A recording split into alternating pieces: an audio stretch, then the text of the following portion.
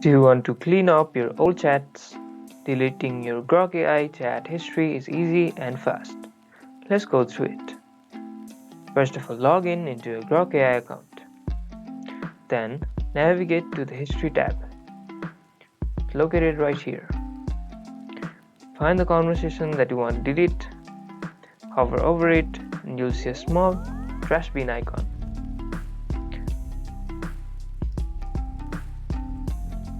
Click the trash bin icon, confirm your choice when prompted, and the chat will be permanently removed from your history.